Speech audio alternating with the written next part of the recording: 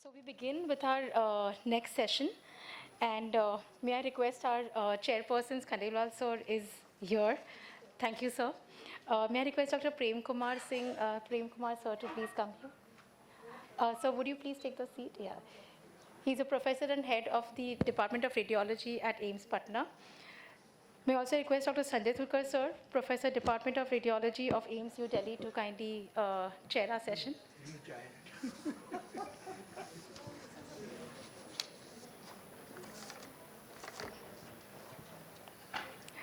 So Dr. Rajesh Dixit is on his way, so we would proceed with the next talk of our session.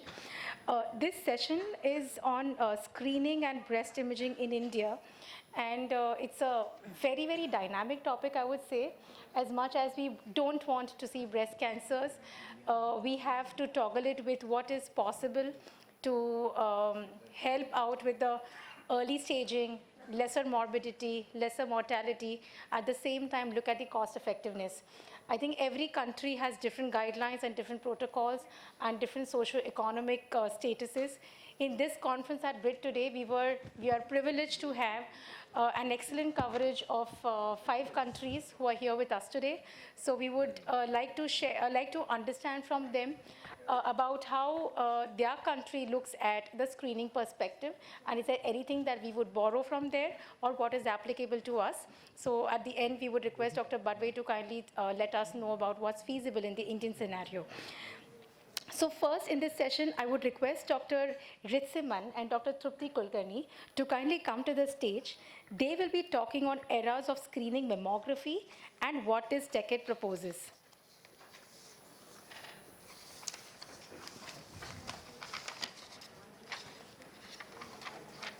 So Dr. Ritziman, he is the group leader of breast imaging group. He comes from Netherlands Cancer Institute in Amsterdam. His areas of particular interest include breast cancer screening, breast MRI, minimal invasive therapy, and the use of artificial intelligence for screening, diagnosis, and therapy selection of breast cancer. He is a member of the executive board of the European Society of Breast Imaging, EUSOBI, current chairperson of the scientific committee, and chair of the program planning committee of its annual meeting. Welcome, Dr. Ritziman, and we are privileged to have you here. Dr. Trupti Kulkarni, she's a consultant radiologist and a specialist in breast and head and neck radiology. She comes from Nightingale Breast Center. She's a radiologist at this center, Alexandra Hospital, and the HCA Hospital. She is a researcher in a hospital and in the preventive unit, as well as a trainer in breast radiology recognized by the Royal College of Radiology. She is an academic advisor for 3-year Medical Students University of Manchester, and is a training program director, Northwest School of Radiology, and a training lead, British Society of Breast Radiology. Welcome, Dr. Trupti Kulkarni, and very privileged again to have you here. So we have changed the way we have normal didactic talks in most of our conferences, and we will have certain perspective discussions and interactive discussions, as you've seen right from our workshops yesterday, to have different perspectives and minds coming in together for a better future. So may I please request to start on the eras of screening. So Dr. Trupti Kulkarni would like to take that, and the future trends by Dr. Ritziman, as in what this decade proposes. Thank you so much.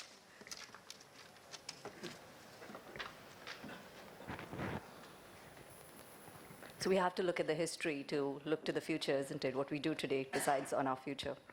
Can I just click the next one?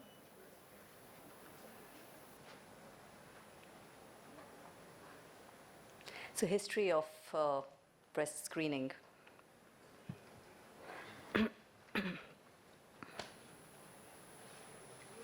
Yeah. Thank you. Thank you. Thank you for having me here. It's lovely to be here. I was born and educated in Mumbai. I was at Tata Memorial doing radiology for all of 3 days, after which I switched to surgery. And because there wasn't any patient contact. And then I went back into radiology, and now I'm a breast radiologist. Life comes full circle. Okay. So I'm just going to talk about screening, and I talk about it almost tongue-in-cheek because I know the ground realities in developing countries and in developed countries. And I say developed countries with an exclamation mark at the end of it because the scenario is different for lots of different groups, even in developed countries. Screening, what is screening? It's the systematic application of a test or an inquiry to identify individuals at sufficient risk of a specific disorder. In this case, we're talking about breast cancer, so that we can decide whether a further investigation or a preventative action can be instituted so that they can either not develop the symptoms or things can be treated early. It's just a way of identifying apparently healthy individuals. So it can detect a problem before any symptoms, and it means that the treatment is more effective. And each of these words carries a lot of weight. So treatment is more effective, but that treatment has to be there, and that treatment has to be instituted. They have to be able to receive that treatment. I am aware of that. So finding out they have a health problem or an increased chance of a health problem can help make people make informed decisions about their health. It can reduce the chance of developing a condition or its complications, more importantly, and some deaths can be avoided, for example, with breast cancer. There are limitations, of course. There's no 100% accuracy. People could be told, you have a problem. That's a false positive, and some people may have unnecessary tests. Similarly, you could have false negatives, and people may ignore the symptom of the same thing in the future as well. Finding out a health problem doesn't mean that it's been solved. It can cause considerable anxiety, and at the end of it, they may not be able to have the treatment because either it's not easily available or it's not affordable. And of course, if the screening test result is normal or negative, people could still go on to develop the condition. It doesn't guard you against it. So what's the evidence for screening in the world, really?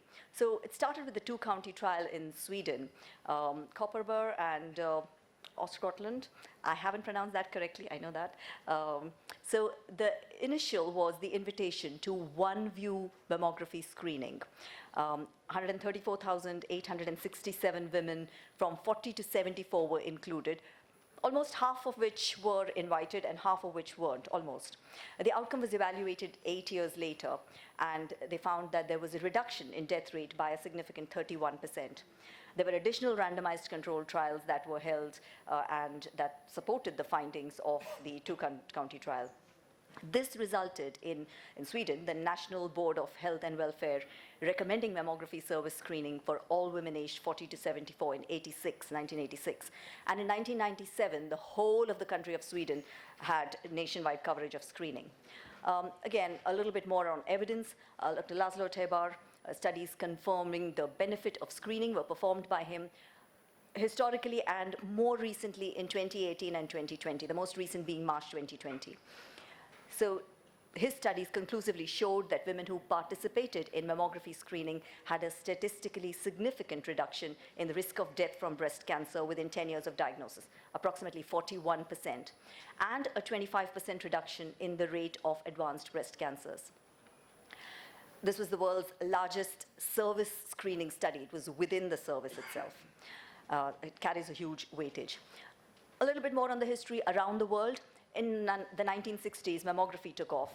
The American Cancer Society in 1976 started yearly or biannual screening starting age 40.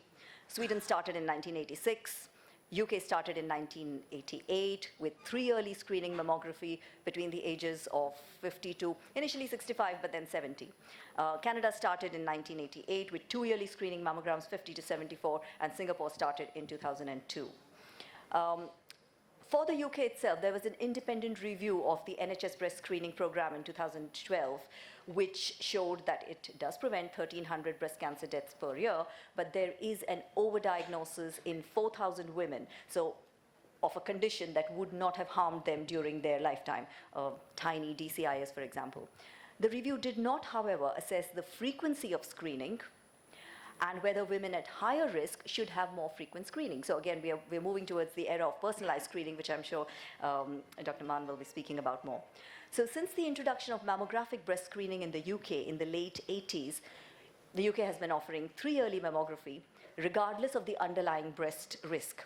And there are women at low lifetime risk for developing breast cancer who could have unnecessary mammography. And 30% of women, of course, don't even choose to have that invitation. Some of them may be high risk.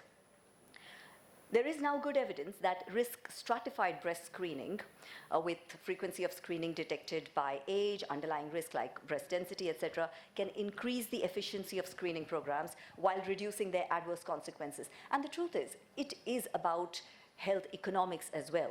We cannot deny that. So the UK based their screening program on Swedish studies. And like I said, it started in 1988. There were a lot of changes that went on, though. In 1996, there was a change in practice. The programs used 2 views for women attending their prevalent screen, the first screen in the NHS BSP, and this was found to detect 3% more cancers, 7% more large invasive cancers, and 42% more small invasive cancers, less than 15 millimeters. This was a study by Matthew Wallace, and therefore, 2-view mammography became the norm. Later, I haven't included that here, but given the personnel in in reading of mammograms, there was an introduction of radiographers, trained radiographers who could read mammograms, and it was found that a double reading between a radiologist and a radiographer was found to be non-inferior to 2 radiologists reading mammograms. Then in 2012, high-risk breast screening came in with yearly mammograms and or MRI in women who were at higher risk of breast cancer. For example, those who had had mantle radiotherapy for Hodgkin's lymphoma before the age of 25, or people who had BRCA genes, syndromes such as Cowden syndrome, Li-Fraumeni syndrome, or a family history of breast cancer. That's just the group of patients that were at high risk of breast cancer, and these were given additional screening, the option for additional screening starting 2012. A little bit about the actual practicalities of the NHS BSP, the breast screening program. There are a whole number of steps that need to go in, and we need to be aware of these before we actually institute a screening program anywhere. So this is the guidance leaflet for breast screening, an easy guide about a health test for women aged 50 and over. This is a patient information leaflet. And these are the things that it has. It tells people what exactly is breast screening, who gets breast cancer, when will they be invited, where should they go, how do you decide whether you want to have the test, what happens during the test, what happens after the test, how do you get the results.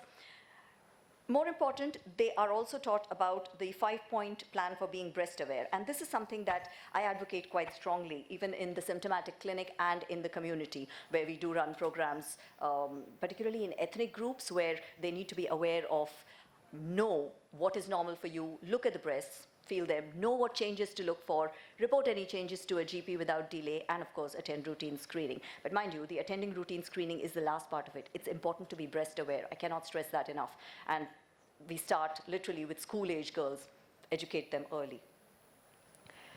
Again, that's part of the contents of the breast screening leaflet. Very simple language that patients can understand. I'm just going to run through that just to show you how much in detail that goes. So the patients are aware what they are getting into, and they have the option of asking questions. They know what's going to happen on the day and how the test results are going to be given. Again, there are a few slides like this which you may think, well, this makes no sense. And you're probably right, because I'm just trying to make the point that the breast screening service has a whole lot of things. The background that has the background work that has been done really needs to be seen to see why this is an effective service.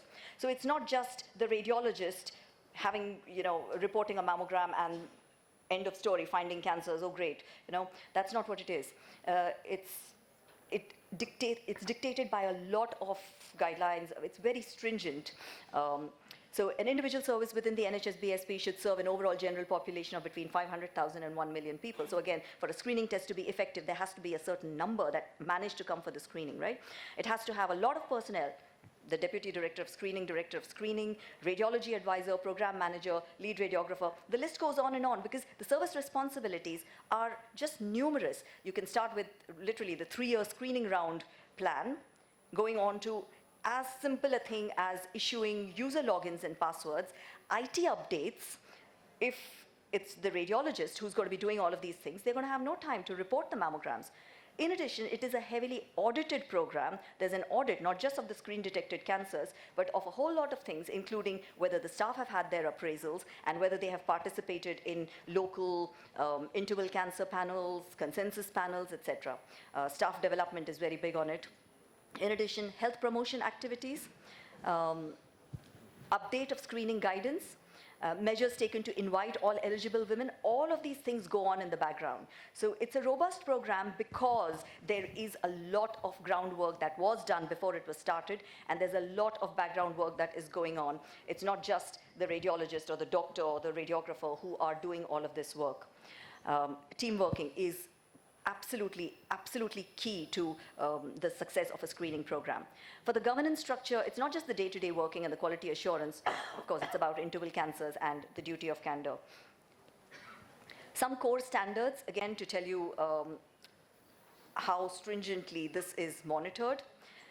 The rate of invasive cancers in eligible women invited and screened, for the prevalent round, which is the first round, more than or equal to, the incident round and the prevalent round. Incident round is more than or equal to 4.1 per thousand, more than or equal to 5.7 per thousand, versus prevalent round 3.6 to 5.1. So it's quite prescriptive in a way, and anything beyond this, if we are recalling too much or if the cancer pickup rate is not good enough, then it is something that is nationally flagged up, and there is a review of practice and whether too many are being called back, or are we missing cancers, what's going on. Some additional standards are, do I have 2 minutes? Thank you. Okay. Of course, the general radiology standards, whether the quality of the mammograms is good enough, and whether we are helping with diagnosis such that we are minimizing the number of operative procedures. Again, it is about economics and about, of course, patient care, so that they don't suffer from the traumas of unnecessary biopsies, unnecessary surgeries. And other things like minimizing patient anxiety, timely results, minimizing delay to assessment, delay for non-operative diagnosis. Working in partnership with clinicians for training. It's a very heavily screened program in terms of twice a year we have our assessments called performs, and if we are not within the 2 standard deviations, it means additional training is needed. Just a little bit about guidance on obtaining screening mammograms. So essentially, there are guidelines for just about everything that need to be followed and that are audited. What do we do for recalls? Who is recalled? What is a short-term recall? And again, the number of short-term recalls, you can't just call everybody and say, okay, I'm not entirely sure, let's call them all back for a short-term recall. Again, that's a very heavily audited thing. High-risk screening with MRI and mammography. The recall process itself, how do we recall the patient? The timing of the recall, how many days after the initial screening mammogram? The number of assessment visits. Within 2, they need to have their diagnosis. What about the equipment? Do we have all the equipment in place? What about the right results? Do they get the right results at the right time? Usually within 2 weeks. Assessment protocols include the tests that we use, the clinical examination, and any further mammographic views and biopsies. And then what happens following that assessment? The MDT discussion, which is key, and deciding radiopathologic correlation, any further biopsies in case of a discordance. And in case of uncertain cancer potential lesions, what are we going to do about that? So an appendix for that. Usually a vacuum-assisted biopsy, and then if there is further atypia, they'll go for surgery. If there isn't atypia, they could either be returned to routine recall, or depending on the amount of atypia there was, they could have 5 years of screening mammography. How the results are to be given. What's duty of candor? So if we think that cancer was potentially missed on the previous screening mammogram, how do we communicate that to the patient? What is an interval cancer? So the cancer that occurs in the intervals between 2 screening mammograms. And again, being a part of interval cancer panels is an important part of being a screening breast radiologist. How do we classify these? So it's pretty small, I think, hopefully you can see. So normal is where it's There's no findings that are seen, and there's nothing more that needs to be done. That's 1. Where it's uncertain, maybe there was something that was seen, that's a 2. And where there was something that is suspicious, that's a 3. So the 2s and 3s are definitely, we discuss it with the patient, we use them as a learning tool for ourselves and our trainees, and we come clean to the patient to say, you know what, there was possibly something that is there. And of course, we evaluate it on the basis of the new cancer that has been found. Are there nodal metastases? Are there distant metastases? How big is the cancer? What's the T stage of the cancer? And of course, the psychological trauma to the patient. That's how you evaluate an interval cancer. And of course, CME requirements, I told you, performs twice a year. National training centers have a responsibility to organize refresher courses, provide individual tuition for radiologists with specific problems, and provide for the training needs of different groups, including mammographers, healthcare assistants, and those are some of the resources. So that is, in a nutshell, the history of breast screening in the UK, and thank you for your time.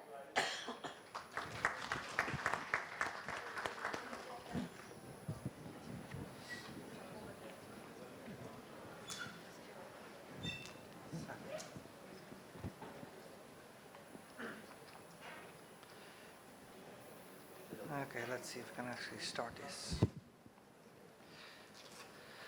Okay. Hey, this isn't jumping. Okay, there we go. Following on the great talk of what is required to actually screen, we'll have a quick look at what's possible and what you can expect for the near future. This is going to be mostly an AI talk, because in the near future, the major driver of change will be AI for mammography.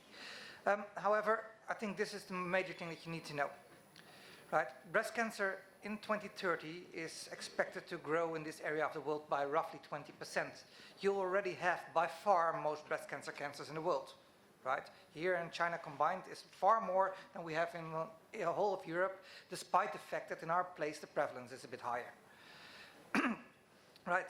And another 20% of breast cancer cases in this part of the world will mean an enormous amount of work for you. So there is something that needs to be done to actually mitigate the wave that you can expect. In this part of the world, as in most parts of the world actually, breast cancer is still the most lethal cancer in women that there is. Right?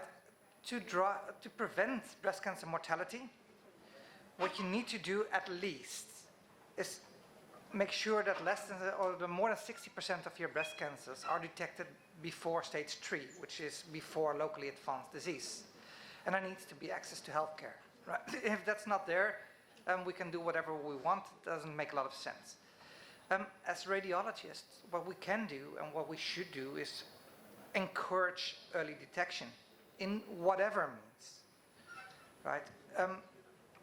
Because we have very fancy tools to stage disease and to better determine whether a lymph node is positive or not. But honestly, there's very little evidence that really impacts mortality.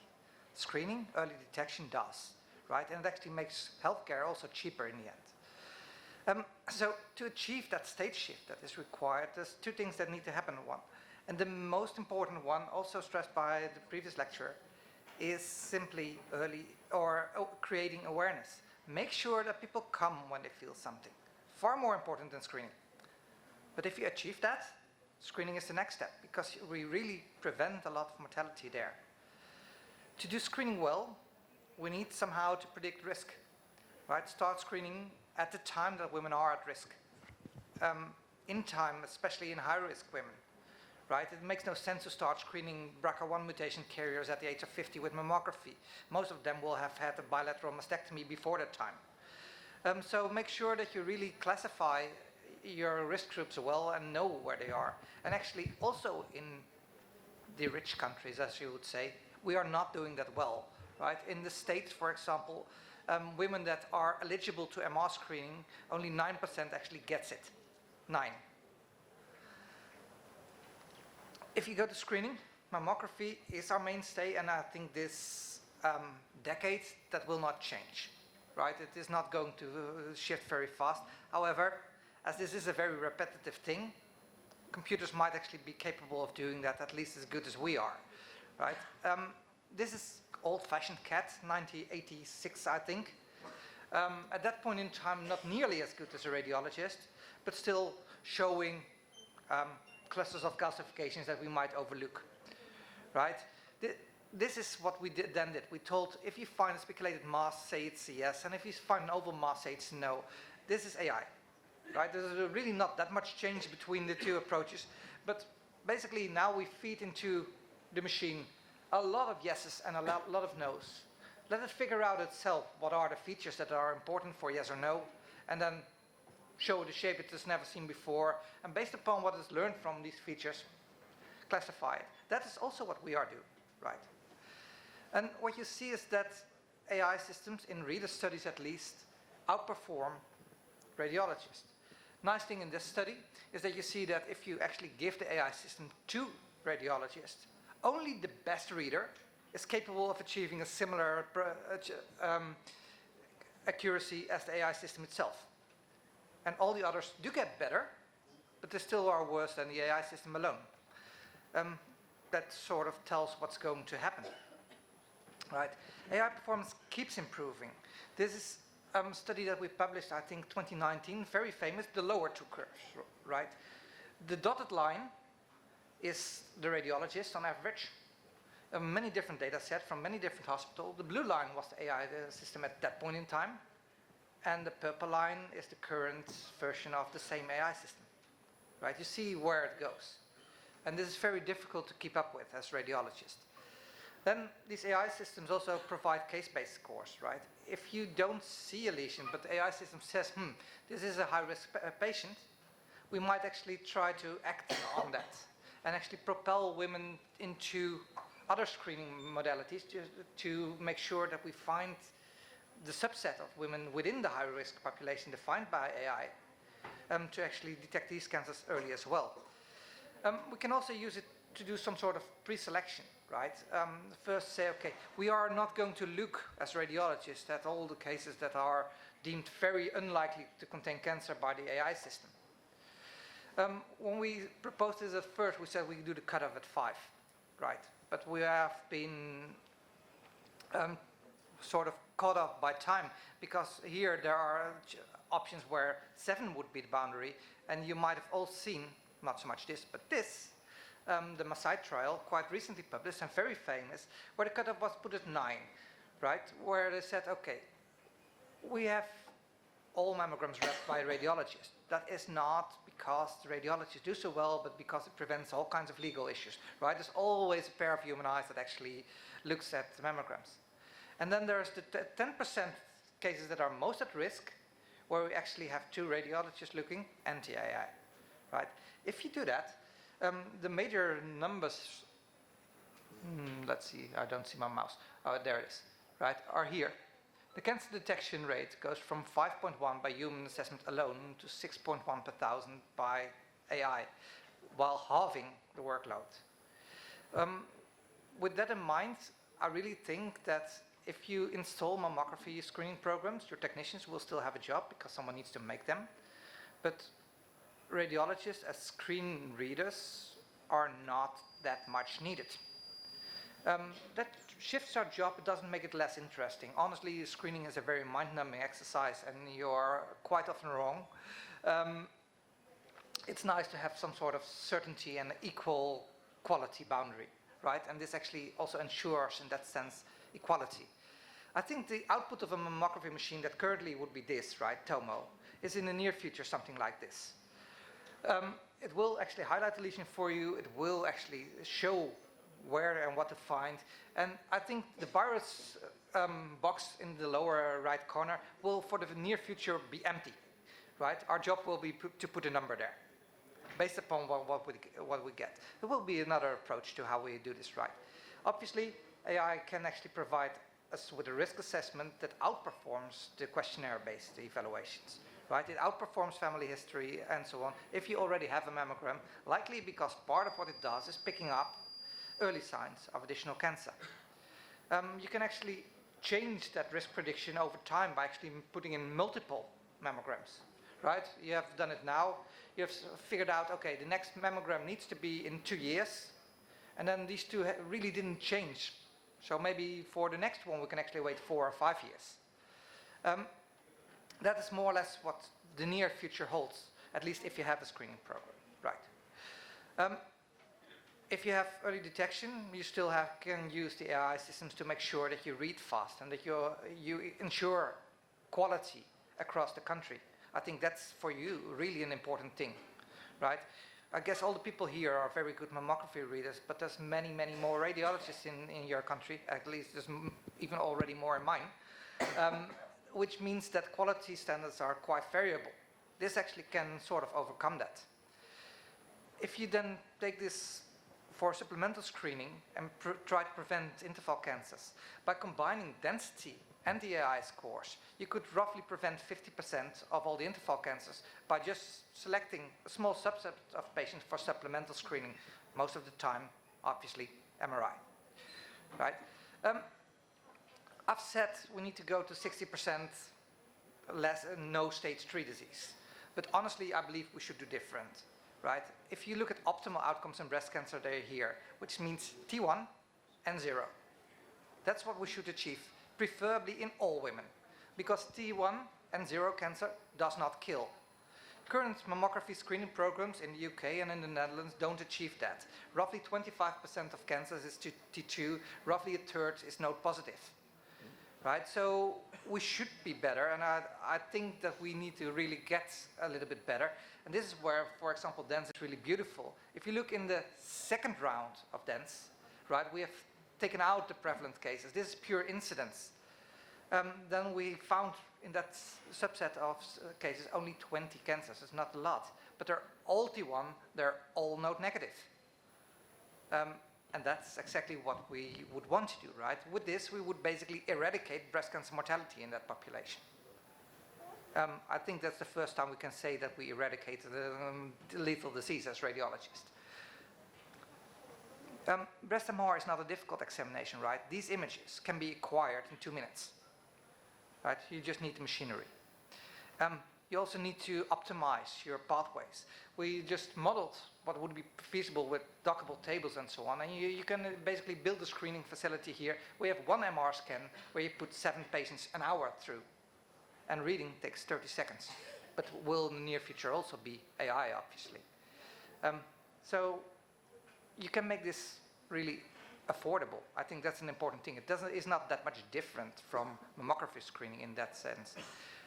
I hope in the longer term future there are contrast-free ways out of the fog.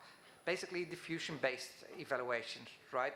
Just using diffusion as a sort of a contrast to actually pick up cancers. The Japanese are currently doing this very well, and also in Korea trials running that evaluates this. Maybe in the ultrasound domain we can actually do something, right? Also 3D imaging that actually includes not only anatomy but also elasticity and if you combine it with optoacoustic imaging, also perfusion into an image without actually adding any contrast. But this is something for 20 years in the future, right? This is not going to happen tomorrow. I think a potential solution for lower resource settings would be something like this, right? And I really think that this is something that actually can happen in the next 5 to 10 years. If you send nurses to women's houses to actually check and do palpation, they can also hold an ultrasound probe, right, and do just this. They don't even need to be capable of interpreting the images, because the AI in the background will actually do that. So you will have a tablet with an ultrasound probe, send someone without any ultrasound skills to a woman and screen the breast to find early signs of invasive cancer. We'll miss a lot of DCS, so what? We'll find cancers a lot earlier than we can currently do, and with that prevent a lot of disease and actually make screening and breast cancer treatment in general cheaper. To me, therefore, the future of early detection is 1, create awareness, 2, predict risk, then select the optimal test for that group of patients and find cancers early. We can do that everywhere in the world. We need to adapt it somewhere and somehow, but eventually this is the key to actually beat breast cancer in the end. That's it. Thanks a lot.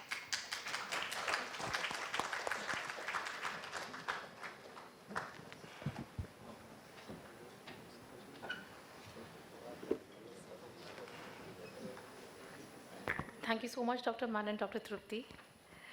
May I now request Dr. Rajesh Dikshit to kindly come and share a few words on his clinical research. He's a director of Center for Cancer Epidemiology in the Navi Mumbai ACTREC Center of TNO.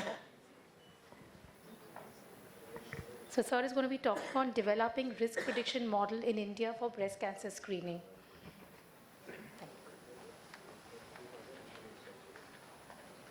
Yeah, so thank you very much for the introduction. And as we were talking about that, the screening is not only about doing the screening, but it's all about the logistics, it's also about the economics, it's also about the feasibility. And when we think about the logistic and the feasibility, there are other options also. So in a country like India, where you are very huge population, is it possible to do the clinical breast examination or to that sense even the mammography or the AMI-based screening?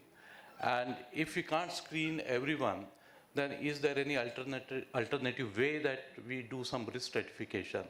And for the risk stratification, the three things are required. One, you require the risk factors for that population in question where you want to do the screening. The second thing is, those risk factors could be the lifestyle-related risk factors because of the mammographic densities, the risk factors because of the genetics. And if you combine these three factors, can we really identify the women who are at the highest risk of developing breast cancer and go further? So if you just see that the breast cancer is increasing, I think you must have seen these kinds of slides many times everywhere in India. And the incidence rate, age-adjusted, is very close to between 35 to 42. And even in the rural India, the risk of the breast cancer is increasing, although the cervical cancer is decreasing. And then there is another thing that the rural and urban, there is a difference of the incidence rate in the rural and the urban areas and in the metros areas. So the risk in the urban areas is almost sometimes 2 times higher compared to the urban areas. And the risk is actually 3 different ways. So there is rural areas, then there are smaller cities like Aurangabad, Bhopal, Wardha, they are small cities. And then there are metros like Bangalore, Chennai, and New Delhi. And if you see that in the smaller city, the risk is around 1.48, 1.5. But in the larger metros areas, the risk goes close to the 3 times compared to the baseline risk. So there is a differences in the lifestyle in the rural and urban. And as you move from urban area to the rural area to urban area, the risk start increasing. So there is a shift in the behavior once the individual starts from moving from rural to urban areas. And just to give you the snapshot of the risk factors in India, this is based on our results, that we have the same risk factors which are operating here in India, but the most important risk factor is the waist and hip ratio rather than the BMI. So BMI is the most important risk factors for the Indian woman. That's an important thing. So abdominal obesity, which is measured as a waist to hip ratio, is the strongest risk factors in rural and urban India. And this is irrespective of menopausal status, whether it's a pre or post, and it is also irrespective of the receptor status. So even the ERPR positive, triple negative, all are associated with the breast cancer risk in India. So the question is that when you know that for sure, that because this data is based on the large case control studies conducted in the multiple centers, so whether the abdominal obesity is an important risk factor, but can it predict the risk of breast cancers in India? And can we have the risk prediction model which is only based on the abdomen obesity? So there are many evidences taken from the European and American population that the lifestyle factors alone cannot explain the risk of breast cancer. And there could be some other factors, genetic factors in particular. So whether the high penetrance gene can explain the risk, or you have to combine the high penetrance gene as well as common genetic variation. And all the 3 together, when they combine, they will be able to predict a good risk prediction model. So we know that more than 120 cancer susceptibility genes are identified. And these susceptibility genes, some of them runs in families with a very low prevalence, and some of them are actually, they are more common, but their penetrance is little bit less. So we have the high penetrance as well as the low penetrance gene. So generally, we concentrate on high penetrance gene, but they have the less public health importance. The low penetrance gene will have the more public health importance. So again, this is a slides for various SNPs which are coming from the variety of genetic regions. And for the breast, basically, there are now more than 352 SNPs have been identified, at least in the European population, which they say that they, when they combine together, they add up to the predicting the good risk for the breast cancer development. So for breast, these are the some genes in the SNPs, but we have 352 genes have been identified for developing the breast cancer risk.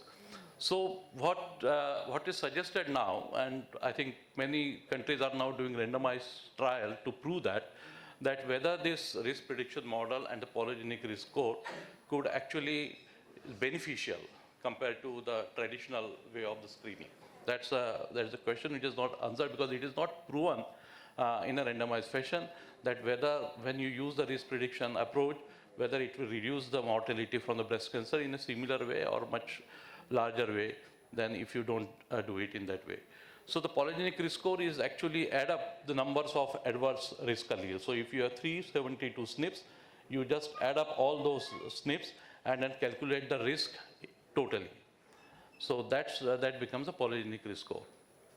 So this is just to give you the idea of what is the polygenic risk score, and it is a true heritability. So we define this true heritability as a combination of the low frequency allele as well as the high frequency allele. And then you estimate the heritability, which is explained by the additive effect of the common variant as well as the variants which are less common. So this becomes the true heritability.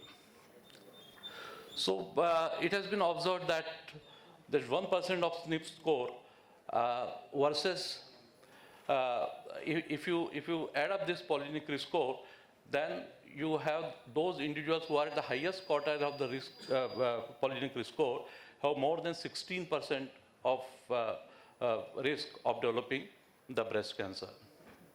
I just don't, and this is our own data, which again shows that if you, based on the small number of SNPs, now we have the larger studies which is doing on the larger number of SNPs, but this again shows that if you have the PRS, even in the Indian population, it is predicting the risk in a better way, even if with or without the family history of the breast cancer. So, developing the this risk prediction model in India, we are at Center for Cancer Epidemiology doing the project, which is almost completed now, and hopefully we will come up with some application web-based type of thing, where we will have the modifiable risk factors and non-modifiable risk factors, which will be combined together, and then we can tell what is the risk of the breast cancers for the woman. So this is just to show the principle that how it works from the work of Nilanjan in the UK, that if you have the environmental factors only, then what is the risk how can you predict the risk for the breast cancer? If you have the genetics factors only, that was based on 92 SNPs, now it is based on 352 SNPs, then what is the risk? And if you combine both, then what is the risk? And it's very like heartening to know that if you combine all the three things, then you can predict the breast cancer risk in much better way. So this is an absolute risk in the 30 to 80 years of female, and these are the decile of non-modifiable risk, and as you can see, the absolute risk keep on increasing as the risk score, predicting score keeps on increasing. So just to show this in India, that because we have found the waist to hip ratio is the most important risk factor, we have tried to just take this one factor into the account and try to develop the risk cancer prediction model. The work is in progress, it will be finished very soon. So this is a 5 years absolute risk distribution. So in India, The 5 years absolute risk for premenopausal women is 28%, and for the postmenopausal, it is around 50%. So this means that 28% of the women in average has a higher risk. So now the good thing about this risk prediction model is that this is the first woman, and this risk is slightly more. So then you can choose those women who are at the highest risk of developing breast cancer. We have not added the genetic component into it, so maybe this risk distribution will be much more easier to interpret. So let us wait for this. I think this is a good solution in the developing economy, where you want to screen everyone, but you are not feasibility is the question that you need to develop a risk prediction model. Of course, there is a question mark that how you will develop a polygenic risk score. There's a cost of genetics, how you will get the data on the lifestyle and everything that is there, but that is the solution that we should be looking forward. Thank you so much, Dr. Dixit. We will really wait for Indian studies because we need to identify whom to screen and who is at risk from our country. We now move to the next session, where we would like to discuss a current global perspective on screening. May I request our international faculty to kindly come to the dais?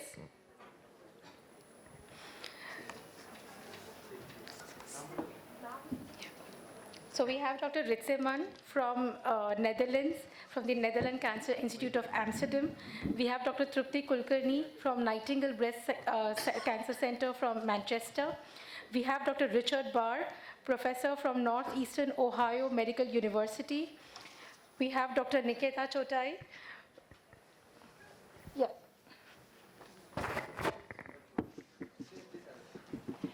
Dr. Niketa Chotai from the Radling Diagnostic Imaging Center and Tan Tock Seng Hospital, Singapore. We have Dr. Tohida Khan. She's a classified radiologist from Combined Military Hospital from Bangladesh. And we have Dr. Kanati Kabir. She's from Enam Medical College at Bangladesh. May I request you all to kindly come to the stage? Yeah.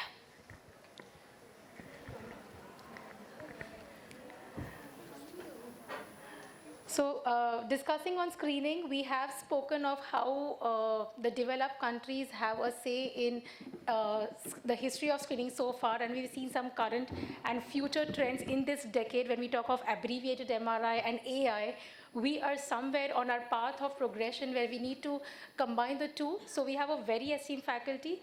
We would like to give 2 minutes to each of you all to discuss of what is your perspective, why do you do the required screening in your country, 1 point, and 1 point if you have anything to suggest for our country. So may I request Dr. Richard Barr to kindly, can we have Dr. Richard Barr's slide? Sure, I have some slides. So this is just quickly, if you can go to the next slide. So in the US, next slide, we really split things into normal risk and high risk. And we look at those patients differently. So for the normal risk, they get a mammography every year. Unfortunately, we have many organizations that give guidelines. So if we look at the American College of Radiology guidelines, we start at 40 and we do every year. Some of the OB and some of the internal medicine suggest every 2 years. Some even suggest starting at 50. I think most people start at 40. We do supplemental breast screening for density C and D. It's now mandatory that in our mammo reports, we actually state that they have dense breasts and ultrasound could be of help. It is now being paid by most insurers. I think most of the US has moved to 3D mammography. And just in our practice, we pick up about 6 to 7 per thousand in our 3D mammo, but we pick up another 3 to 3.5 per thousand in our screening ultrasound program. So it really has made a big difference in our program. And again, we start at age 40. Some organizations suggest 50. Some say stop at 70. Some say stop at 80. There's no really strict guideline. Obviously, fast MR and contrast mammography are not standard, but they're being looked at as a research way of doing this. And again, our guidelines suggest that the self-exams start at 16 to 18, and then a clinical breast exam at age 20. Next slide. Just to show you, this is the percent of women that actually come for screening. So it's in the 75. And actually, there was not that much difference. I was quite surprised between the different races in our population. Next slide. And if we look at it based on income, there is a difference. So the people that are below the 200% poverty level have a significantly lower percentage of coming. Next slide. Here, if we look at education level, again, there's a significant difference. Those that don't complete high school have a significantly lower rate of coming for mammo. Next slide. So for high risk, we use 20% lifetime risk of breast cancer. We report this on every mammogram. Anyone that has abnormal genetic markers. Mammography, some people will recommend every 6 months or every 12 months. MR yearly. Some people like to alternate mammo, and then 6 months later MR, mammo, and alternate them. And again, second look ultrasound if the MR is abnormal, and anyone that has a family history, we start 10 years before the earliest person. Next slide. Is there that? I think that's it. So we are doing a remarkably good job in screening. I think there's still 1/3 of our population or 1/4 of our population that doesn't come. Even though it's mostly covered, even people without insurance, there's some form of government payment. So we still have some ways to go. But I think in the last 5 years, what we've noticed is insurance companies are now paying for MRs in high-risk patients, where in the past it was quite a hard time to get them to pay. Thank you. Thank you so much, Dr. Richard. That was insightful and a very, very good picture of what is actually done. Dr. Tohida. Good afternoon. Among all developed, knowledgeable person from developed country, I am the only representative of developing country. So in my country, I'm from Bangladesh. In my country, the breast cancer rate is a little bit high, about 22.5 per 1 lakh female. Of them, 40% are premenopausal lady. This data represents the screening condition of my country. Actually, it was started, screening program started since 1988, but it was just pen and paper, not like developing or developed countries. So our government, with collaboration of WHO, now trying to develop the screening program. Nowadays, below 40 aged females are asked to do the self-examination for screening, and above 40 are advised to do mammogram for twice a year. And high-risk females are advised to do yearly mammogram. That's all about my country, and we are trying to develop the screening program. Gradually, it will be better condition. Okay, thank you. Thank you, Dr. Tohida. Dr. Niketa. Thank you, Palak, for having me. So I'm going to be saying what's happening in Singapore. So Singapore is one of the 5 Asian countries who has implemented national-based screening programs. It's done under what we call Health Promotion Board. But it's just the ratio, I just understand that it's just the opposite of what US has taken up. So in our country, in spite of government having a huge national population-based program, about 35 to 39% of population only takes to that. And that is a first screening, but generally we expect them to come back after for the rescreening, and the rescreening is even lower than that. It goes to about 30 to 31%. Our national breast screening program says that biennially from 50 to say 70 years, and 40 to 49 is annually after discussing with the patient and giving the offer to the patient if she wants to pick it up.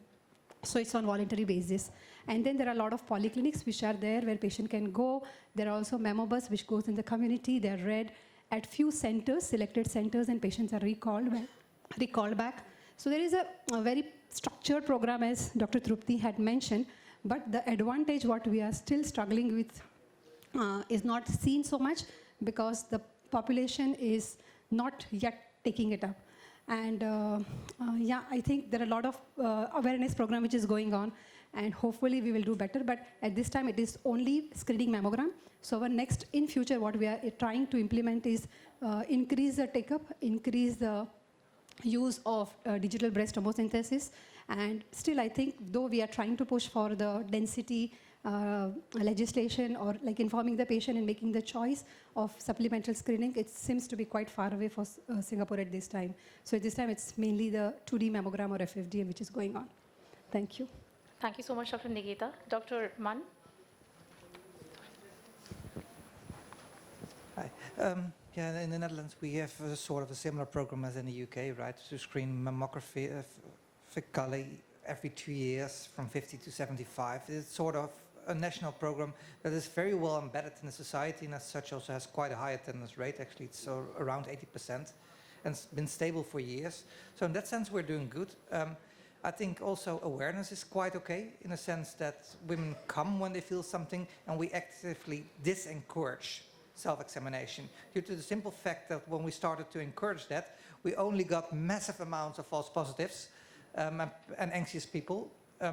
They know that they need to come to the hospital when they feel a lump. I think that is the major thing that actually drives it. The downside of having a program like ours is that it's very, very rigid. Right? It's nationally governed, it's fixed in laws. To change anything there is a horror, really a horror. In introducing something as simple as tomosynthesis is a no-go. It needs to go to 10, 15 different studies. We need to prove what's proven everywhere in the world, again in the Netherlands. Honestly, sometimes I think you can just adapt things to your country and say, okay, if it works in Belgium, it should also work in the Netherlands. And likewise, the introduction of MR screening in the high-risk population is fine, but getting that to the community is a struggle mostly due to politics and insurance issues. Right. Thank you so much. Dr. Trupti? Can I use my slides? Yes.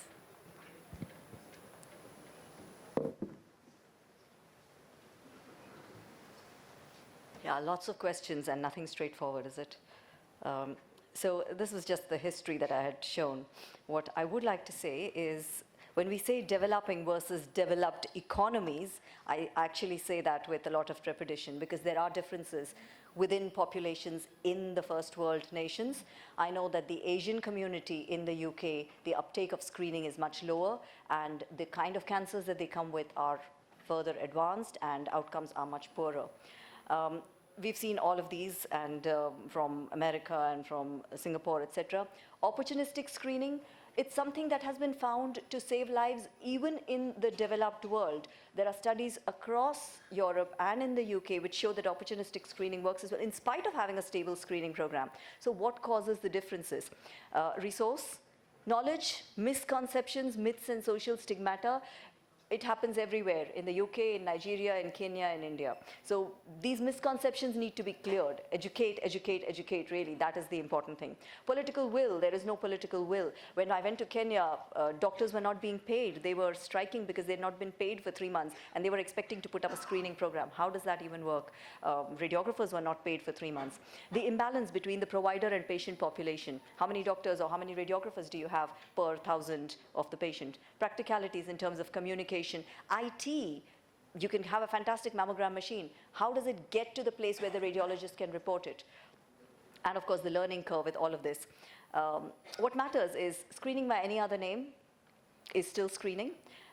Patient education is the most important thing. There has to be a uniformity in terms of how results are given, how management has been performed. There has to be a team. That's really, really important. If, as a radiologist, I take responsibility for everything, it ain't working. And similarly for the surgeon.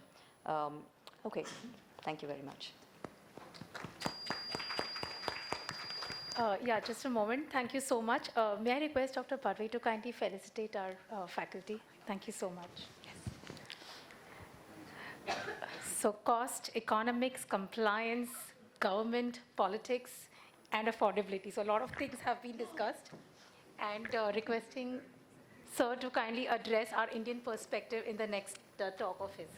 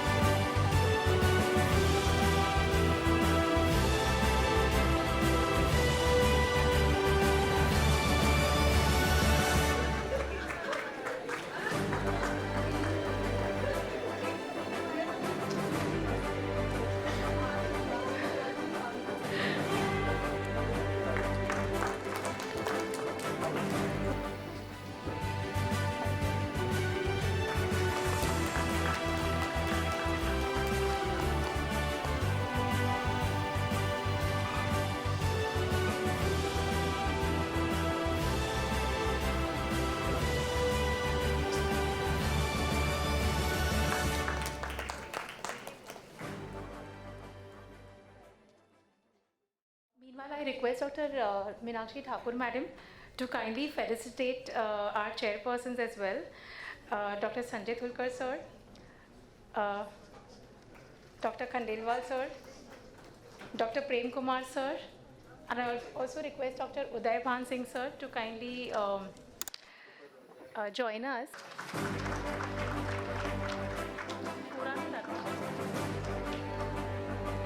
Yeah. Dr. Prem Kumar, Sir.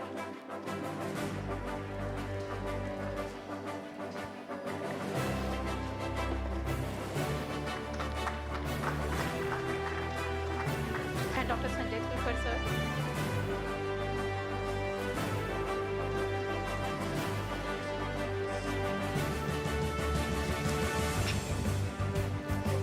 Dr. Prem, Sir, is also the President of the Breast Imaging Society of India current year. Thank you for joining us, sir.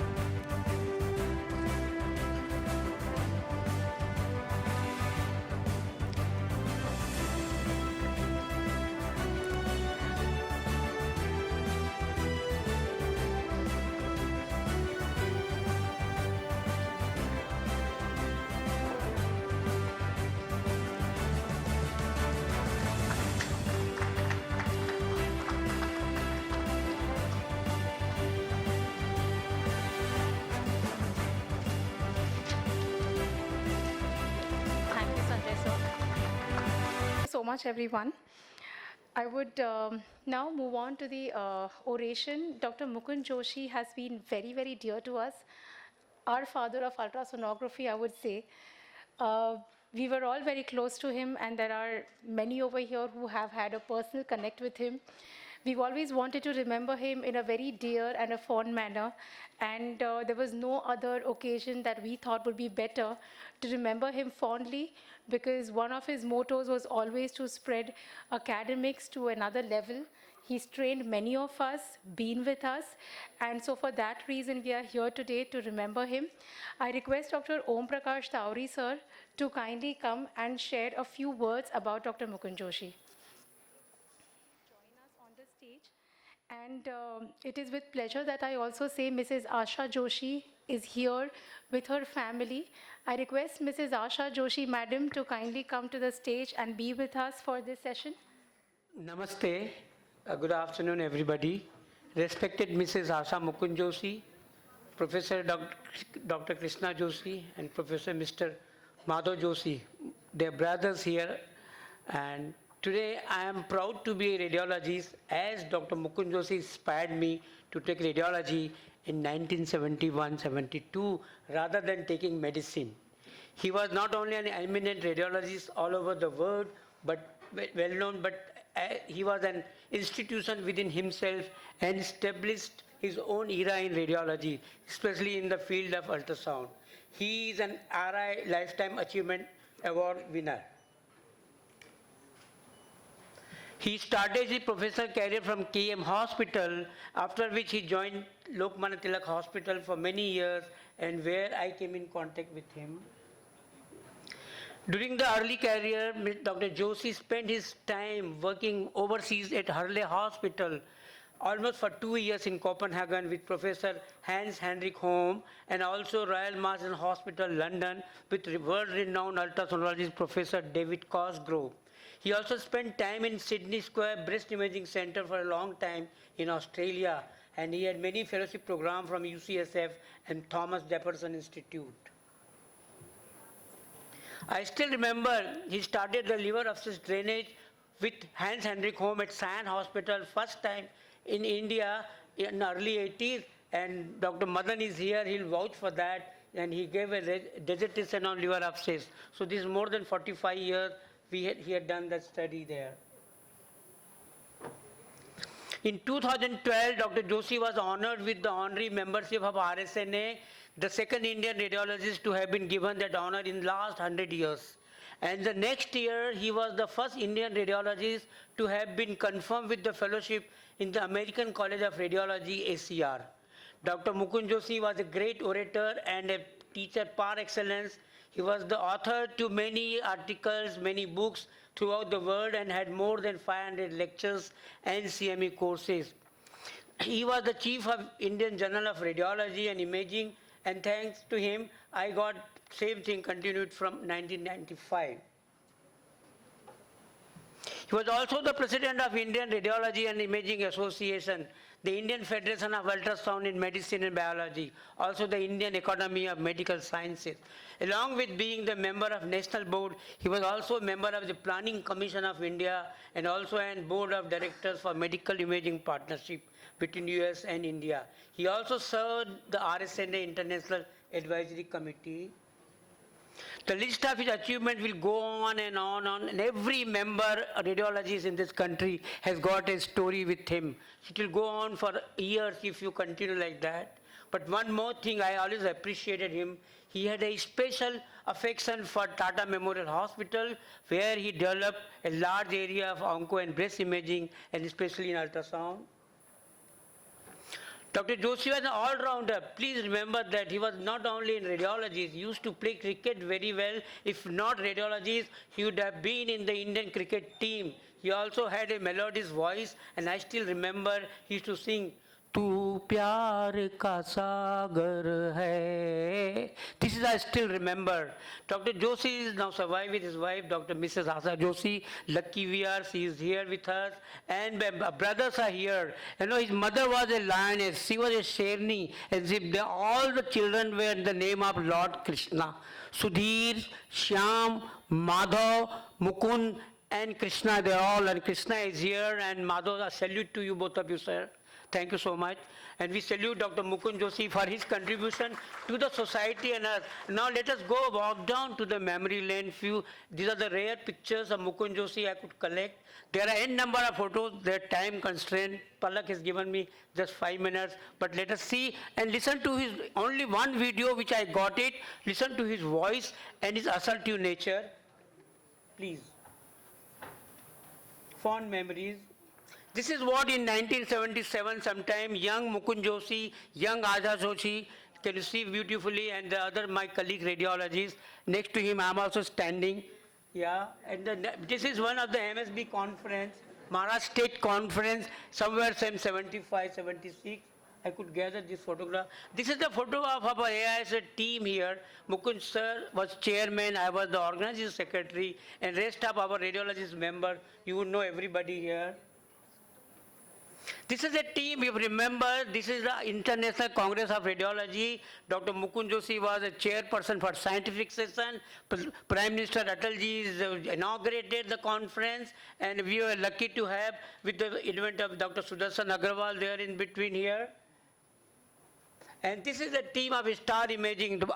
Professor Alexander Margul is sitting in the front there. The chairperson, he is the word he's a doyen of radiology he was, and Mukund Joshi, and you can see his wife, young lady, Hedy Risek, who's the chair of oncology, oncoradiology in Sloan Kettering. Still today she is there. She just retired last year, and because of Dr. Mukund Joshi, I am in absolute touch with her, and she is ready to do anything for Indian Society for Radiology.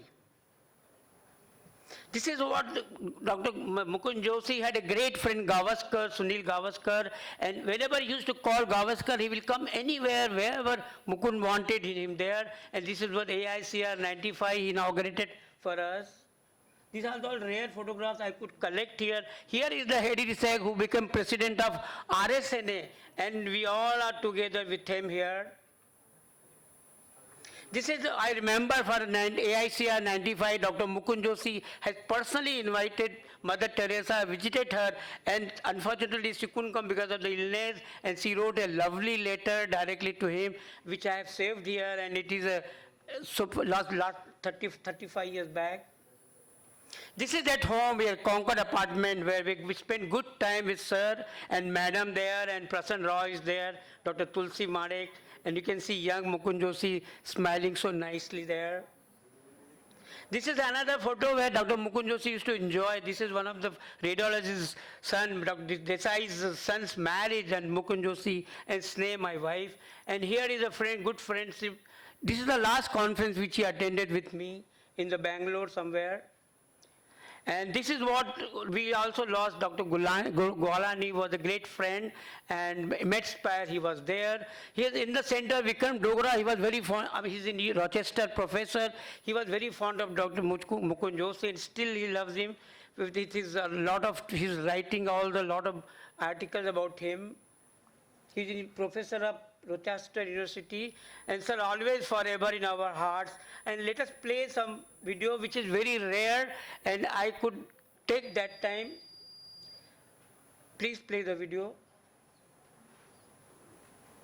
How do I play? Mr. Vijay Patil, Chancellor and President of D.Y. Patil University, my heartfelt congratulations for organizing the conference MedInspire. MedInspire is one of its kinds, a multidisciplinary international medical summit covering more than 30 specialties, being graced by the presence of world-renowned experts in every field, which also includes some of the topmost clinicians in the field of medicine from India. I would especially like to congratulate my dear friend Om Tauri and the entire radiology department at D.Y. Patil Hospital for organizing a great conference, particularly covering important topics like neuroradiology and the application of artificial intelligence, which is making waves in the world. I extend my best wishes to the entire team at D.Y. Patil Medical College and Hospital, and I wish them the best in making this summit a very grand success.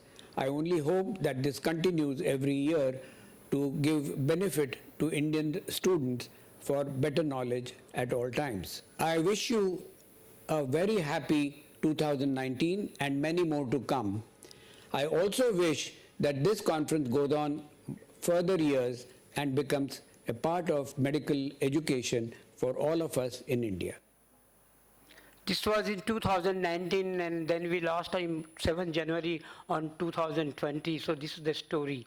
At the end, it is all emotional period for all of us from Mukund Joshi to remember him. And I remember one thing: इस खेल में हम रहे न रहे, गर्दिश में तारे रहेंगे सदा, भूलेंगे वो भूलेंगे सब, फिर भी हम रहेंगे तुम्हारे दिल में सदा. Thank you so much for kind attention. Now I request Dr. Badwe to continue his oration, and he knew him much better in Tata Hospital. He is also Dr. Badwe here. Mrs. Joshi, Dr. Krishna Joshi, Mr. Madhav Joshi, and Dr. Tavri, it is indeed an honor for me to give this first oration, which is in the name of Dr. Mukund Joshi.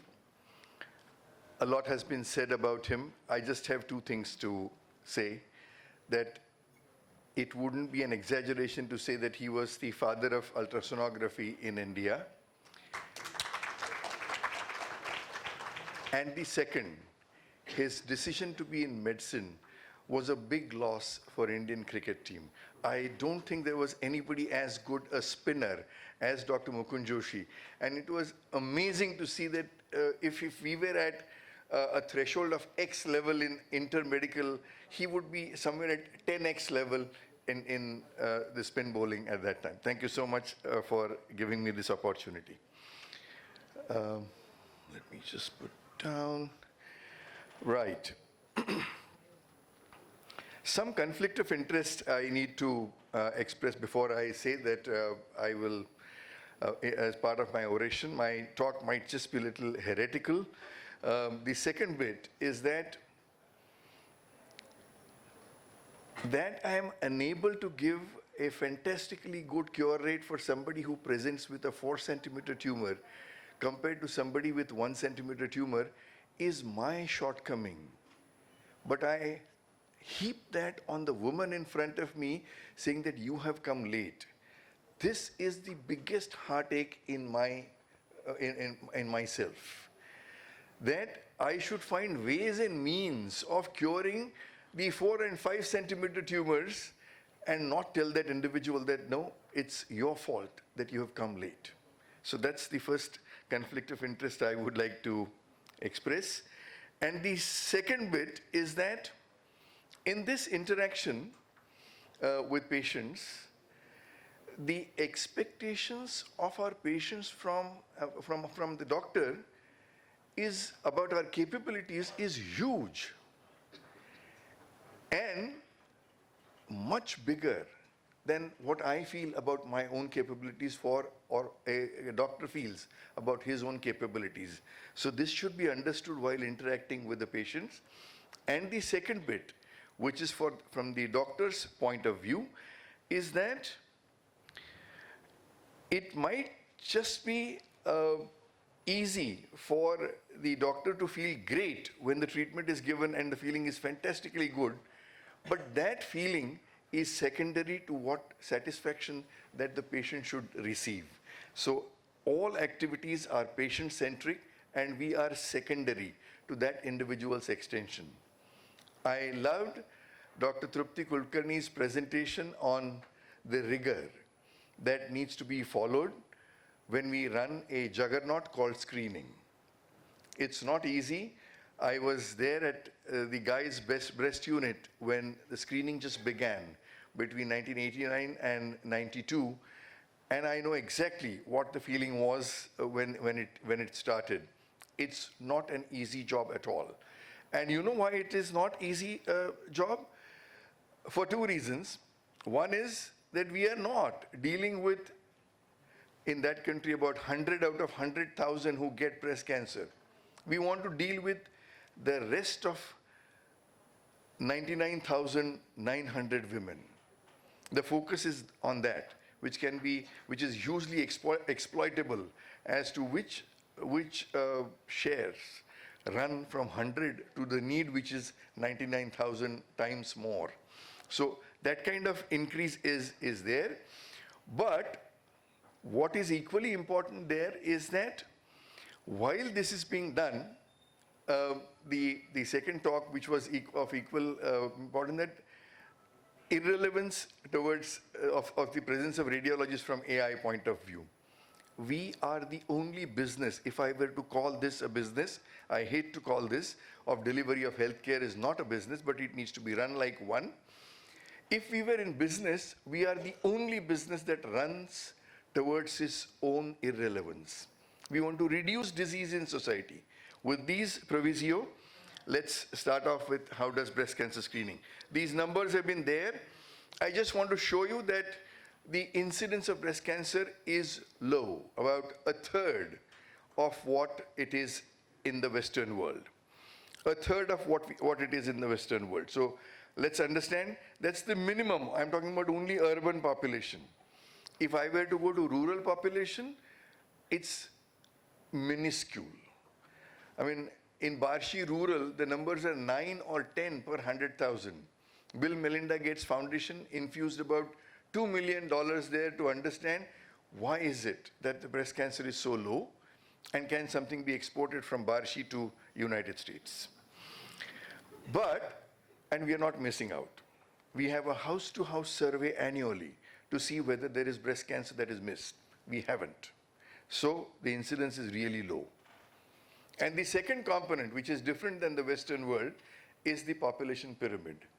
I want you to understand that close to half the population in UK or in USA is above the age of 50. And in India, this population is only 20%. 80% of the population in India is below the age of 50. We are young and thriving. With that background, which I have already alluded here, and we also have an infrastructure which is stretched at its seams.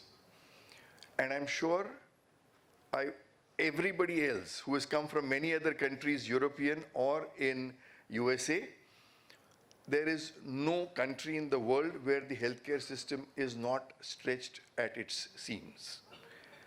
Everywhere. The moment you create a healthcare infrastructure, that much increased numbers will start coming in, and we will be stretched at our seams. So, having understood that, let's look at what all things are available for us, and then I will allude to what we can do in India. Breast self-examination, no evidence. In fact, there is evidence of no reduction in mortality in randomized trials of using breast self-examination. Having said this, I would also say that when I looked at the data of Tara Memorial Hospital when I joined here in 1983, and I looked at the data from somewhere in 1989 of patients who presented to hospital from 74 to 1984, 1974 to 1984, a decade of patient care, 10,000 patients seen with breast cancer at that time. The average tumor size with which women came at that time was 6.5 centimeters. Today, it stands at 2.5 centimeters. And with no stretch of imagination, any screening modality can take credit for that except women being aware and coming to us earlier. So breast self-examination is an excellent tool for awareness, but it needs to be given to an individual who is up to it to perform. It can't be forced onto a population wherein there are women who are not willing to do it, and that might create more anxiety. Mammography, 30% reduction in mortality in women above 50, no life saved below the age of 50, and across all ages. 30% into bracket 55% overdiagnosis. I'm focusing on to this only because of the overstretched healthcare system, which cannot accommodate any patients. Now, another 30 to 55%. 30% is for invasive cancer, and 55% is for DCIS put together. And then I'll talk about the clinical breast examination study that we did in Mumbai. which is one of the largest screening study, randomized screening study globally. So a quick review of what's happened. The oldest, and everybody has spoken about it earlier, not in this conference, but globally, world over, is the HIP study that looked at physical plus examination plus mammography.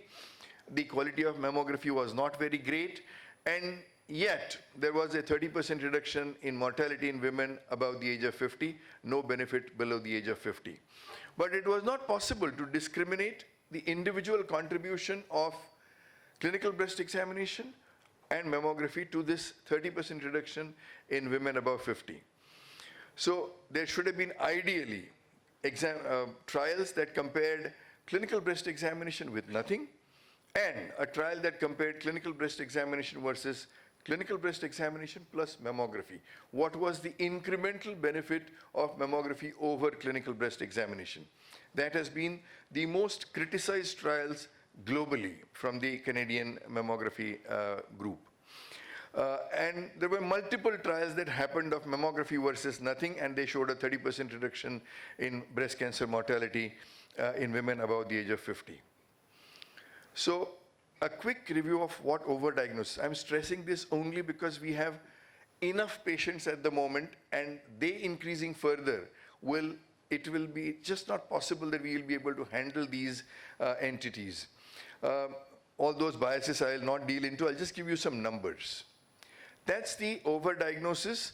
The graph to your right lower is the overdiagnosis. That's the forest plot in various western parts of the world, England and Wales, Canada, Australia, Sweden, Norway.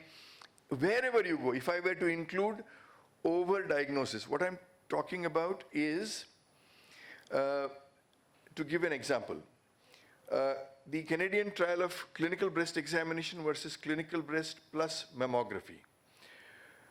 25 years of follow-up. I will not talk about what the results were, but at the end of 25 years of follow-up, there was a 28% excess cancer in the mammography arm. So 28% of cancers were silent in the clinical breast examination arm. They never manifested up to 25 years. That's overdiagnosis. And that is what is, and I'm not counting DCIs. DCIs would be there in large numbers, never diagnosed by physical examination, never diagnosed by self-presentation for a lump, or very rarely diagnosed, and hugely increased by any of the imaging modalities except ultrasonography. Unfortunately, there is no evidence for ultrasonography efficacy in screening. I will not deal with this. There are lots of excess things that happen because of these overdiagnoses, and I will not delve into it. I don't want to hammer it further to say that there is excess treatment also.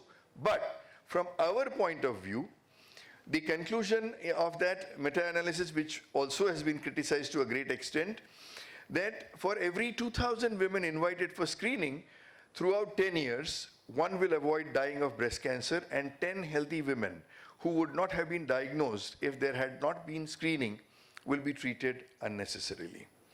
So we are creating disease. There is a threshold beyond which, if you try and produce more and more precision, then you are telling this hugely successful and wonderful mechanism called human body that you are not correct. There is something you're not efficient in picking up what's wrong within you. So that is something that, and I'll give you another example of study that was done at Tata Hospital. About 120 women who were okay for breast conservation, that they were small tumors in one area, but they opted for a mastectomy. So mammographically, solitary lesion, and they opted for a mastectomy. In such women, we did a horrible this thing on the specimen, that they were sliced at 1 centimeter from one end to the other end of the breast. Each slice was mammographed, and each slice was also examined under microscope. These are women who would have otherwise had conservation, and post-conservation and radiotherapy, they would have had a local recurrence rate which would have been less than 5%.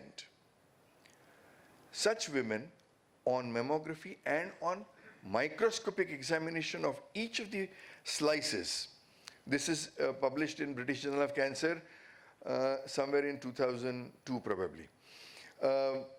And there were somewhere close to about 26% DCIS or an invasive focus outside the index quadrant. So and there cannot be more precision than looking under microscope all the whole breast, which is quite comparable to the autopsy studies that have also shown huge number of cancers. We are not looking at cancers which are small microscopic because this body has mechanisms to stop them growing.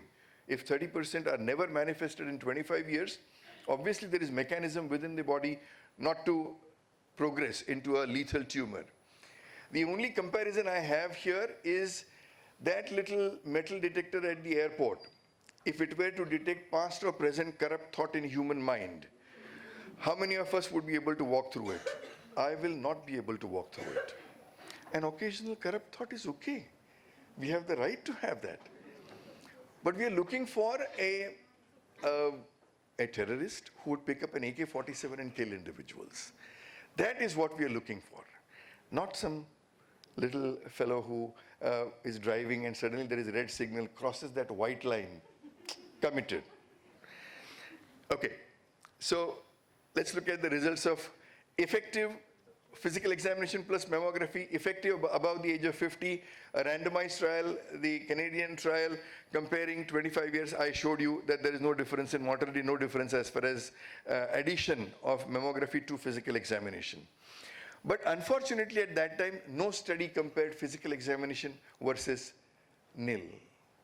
Didn't exist whether physical examination actually saved lives. The Philippine study was done. Unfortunately, 75% of women who were referred by physical examination never took treatment for cancer.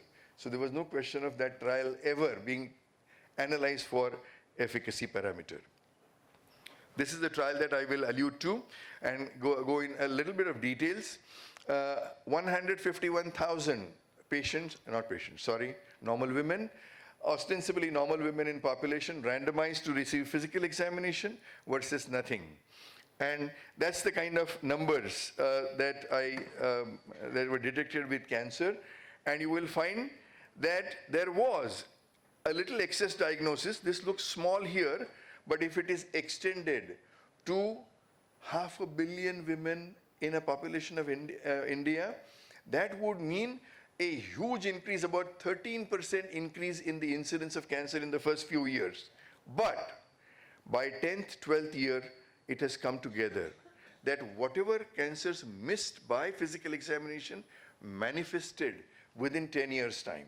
So we are not doing much of overdiagnosis. That's the number. Clear early detection possible, downstaging statistically significant in the screened arm. That's all-cause mortality, that there was a 15% reduction in screened arm, which just missed the statistical significance, but a priori, this is all population, 35 to 65.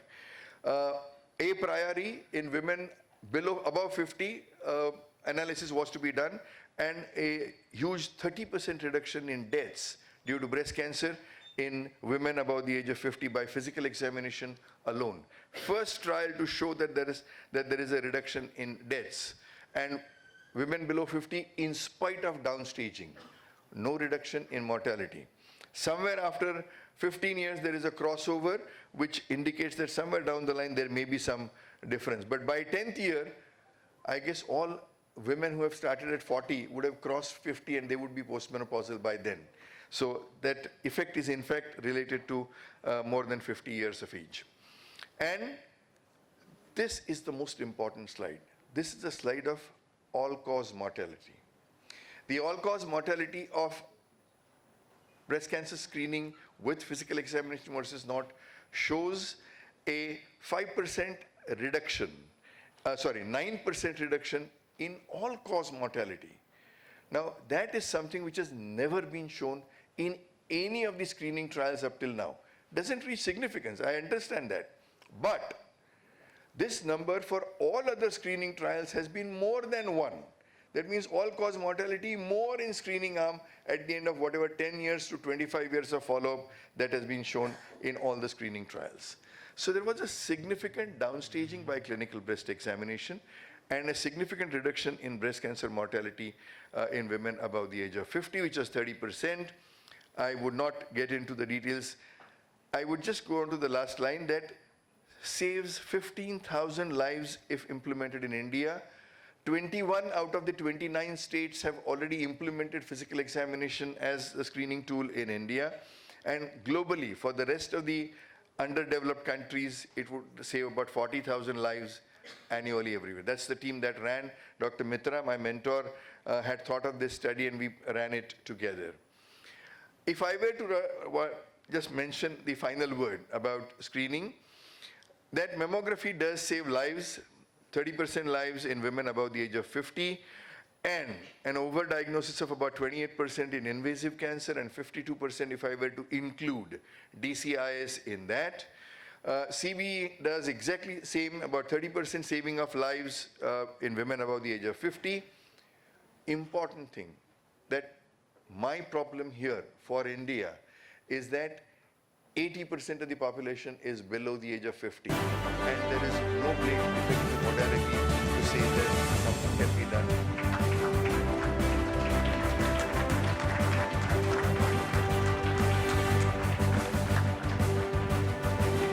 Also request Dr. Nitin Shetty, sir, to kindly felicitate the memento to Dr. Prakash Dalvi.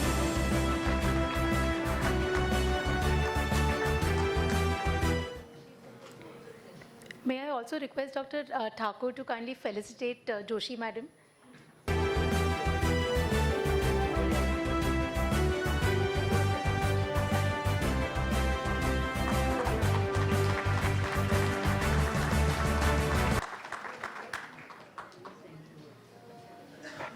Madam, we are very thankful to you to come here with your family and be here with us today.